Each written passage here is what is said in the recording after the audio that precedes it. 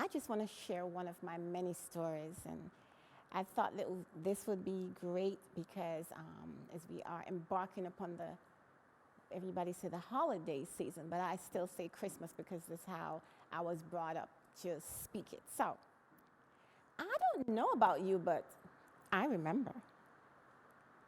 Do you remember? When Christmas was Christmas, what happened? Does anyone know? Well, you know what I think? I think that the Grinch stole the Christmas. It's no longer Christmas.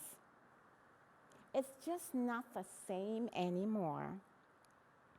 See, I remember when Christmas took so long to come. I don't know if you remember those days when I was a little girl. It looked like it took more than a year. But now it's like boom, boom, boom. January, December, and January, December all over again. Times have changed. Well, when Christmas came and I was a little girl, my family and I, especially my sisters and my brother, I have one brother, we were just so excited.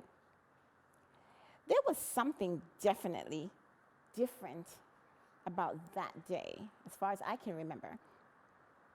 We called it the spirit of Christmas, and it was just everywhere. You could feel it. There was a difference in the air. Oh, my goodness. The smiles on everyone's face. See, that was not because of the gifts. No, we didn't have it like that. Instead, we had love. And we would spread our love by cooking all kinds of meals, which included but not limited to pot roast, beef, stuffed with fresh thyme and escallion, and garlic, of course, carrot juice mixed with beet juice, and that condensed milk and vanilla. Mamma mia. I remember. Then there was fresh chicken straight from our backyard. See, my parents, they used to rear chickens. Boy, oh boy, you could tell the difference. It's just not the same anymore with the meats as well. There are no comparisons. I also remember Mama's rice and peas with coconut milk. If you stick with me, you might learn something, a thing or two, I would say. Did I say ham? Oh, by gosh, by golly. Loaded with cloves and ham glaze, you can't help going back for seconds, sometimes thirds. If you were craven, as we termed it, and that means you're just a glutton. Can you tell I'm from Jamaica? I thought so. Well, whether you were called craven or not, my mom made sure to express this. Leave some for Miss Ponce. She was our next door neighbor. By the way, did I mention the fruit cake with wine and the sorrel and cornmeal pudding? Seemed like Mama put her foot in those food when she cooked it. The taste still lingers in my mouth and in my mind as well. But with all that aroma of the varieties of food that my family provided to top it off, we needed the majestic smell of the pine trees. I know you know what I'm talking about, right? And that was the Christmas tree. As tiny tots, we couldn't wait for the tree to arrive, so we all would fight over who gets to put what on the tree. But we were so blessed that we never had to buy a tree. Instead, we had a park, which is about 2 blocks from our house. And so everybody would go to the park and just cut a limb off, their choice, of course, and take it home. No charge.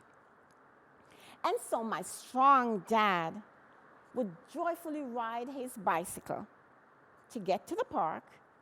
He would not allow the kids to come. It's too dangerous. Not my children. Well, there were some who would dare to go anyways, but not his children. No, sir. My parents, I think they were just so extremely overprotective of us little ones. They said we were gifts that God gave to them. Well, it gets even better because there was Christmas market. And we actually got to go with Mom the night before Christmas. We shopped for food, clothes, toys, and the list goes on. And everything was under one umbrella. And I forgot. We even got to see the lighting of the Christmas tree. Oh my goodness, we were so excited because we really didn't go a lot of places. But that was one great event that we always look forward to going. It was a joyous occasion. We were all happy that we were together. We ate together. We got gifts from Santa. Santa.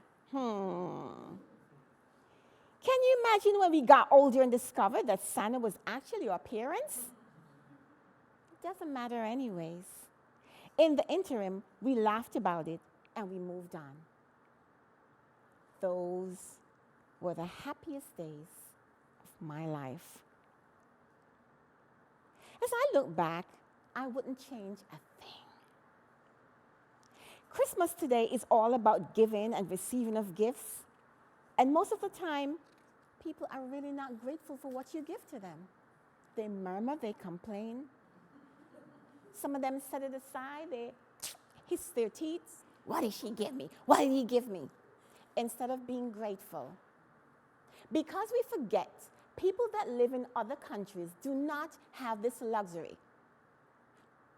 I got presents as a child, and I appreciate, what did I get? Maybe a doll, sometimes a bus, because I was curious about driving a bus. That was it. But we were so grateful. Not now.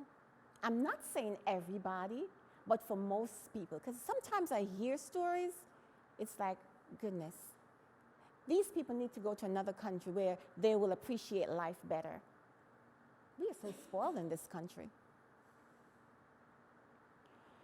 Well, in ending, I came to remind you, because I remembered, what's the real meaning of Christmas? The real meaning of the reason for the season. And it's Jesus Christ. Now, God gave his only Son. And he brought his Son into the world because he loved us so much. Such love. Christmas is all about love. We receive the greatest gift that mankind could ever receive. But yet we go back thinking it's about the toys and the gadgets and the electronics and all of those things, which really doesn't matter because we have them for a few months a year and then they're upgraded and we have to get new ones. But the love of God will always go from one generation to the next. There is no end. Think about it. Think about it. His unconditional love covers all of our sins. That is the true meaning of Christmas. And Michael Jackson had this song that he sang, and I always kept it in my heart. And it's called Give Love on Christmas Day. The greatest gift that you can ever give to a person, a human being, is the gift of love. So, give love on Christmas Day. The greatest gift is love. Thank you so much, and God bless you all.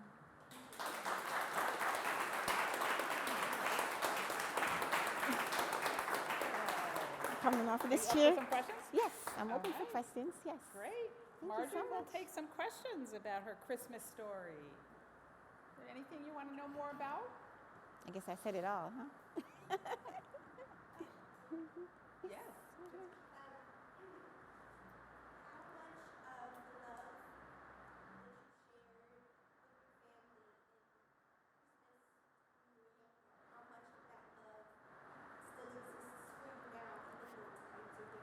For me now, it still exists because on Christmas morning, I live in Bridgeport, but sometimes we come to New Haven and like my church is on Star Street, and so we would walk down Star Street and hand out gifts to the residents. And of course, Alderwoman Delphine Clyburn, she's big on that, so she kind of roped the congregation. But I was always like that. There is a soup kitchen in Bridgeport called the Merton House. My husband and I would go Christmas and Easter and, you know, those great holidays and just sing, play, and help to serve. I mean, I am a giver. If anyone that knows me knows that's my life. I guess because how I was brought up, I just feel that I'm just a lover of mankind. And I tell people all the time, I go after the people who are deemed the rejects of society because I want them to know that no matter what they're going through, someone is there for them. It may not look that way on the surface, but there are people who still have a love for humanity, and they would go overboard to make people understand that true love still exists. You're welcome. Yes? Yes, I appreciate your story. Thank you. Tell me, how long have you been here in America, and most of your childhood in Jamaica? Okay, so I was attracted to, where's my friend? Did she leave? Yeah, her story. 'Cause I said, wow, we share the kind of, yeah, Wendy, right. Well, I came here 1984. Say 1984, yeah. Well, the real reason why I came, just to kind of, I know I don't have a lot of time, was I was running away from my abusive ex-husband. And so a friend of mine told me, just come out. And at the time I had, by the way, I have 6 children and 12 grandchildren. So at the time I had 4 children, and I had to leave I felt so heartbroken, but I had to leave my children with my mom, and I just came here just to get away. And maybe another time I could share that story, you know, but I've been here since that time. Matter of fact, I'm long overdue to go back home. I have not been in Jamaica since 1998. I went to attend my grandmother's funeral, but I have 2 sisters and a brother. My brother is the only one, immediate family that is in Jamaica, but my 2 sisters are here. My mom's here. My dad passed, how long? I don't remember. But he would have been 100 years old December 13th had he lived. He died of throat cancer. But I'm so grateful because being in America has taught me so many things, so many values, stuff that we take for granted growing up in a third world country. And the most important thing is living here has helped me to blossom, really blossom, because I've been through so many things living here just to survive. So it taught me to be a better person in addition to how I was brought up back in Jamaica.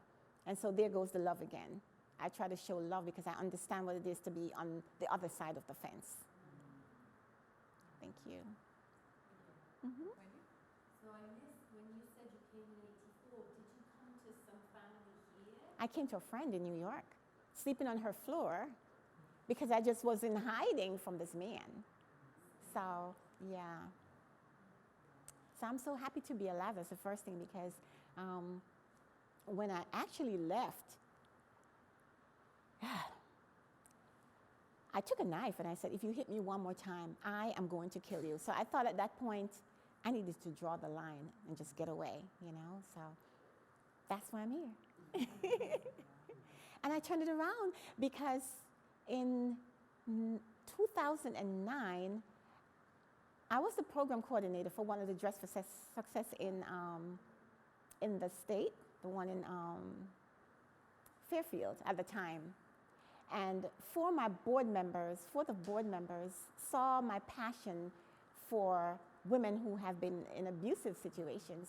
And so they put their monies in and all that, and they helped me to open, I call it a ministry, to start a ministry called Restoring Broken Vessels. And Restoring Broken Vessels is primarily geared to helping women and empowering them to let them understand that there's life after abuse, because I am an example of it. So I used to just pour into these women, having workshops and seminars and all of that. But I had to put it to rest because what was happening, I was just giving, and not receiving anything, because I thought, I'm just doing it. And I fell flat on my face, almost lost my house, and you name it. So I had to kind of put a hold, but now I'm starting to build it up again. And this time I'm going to use wisdom.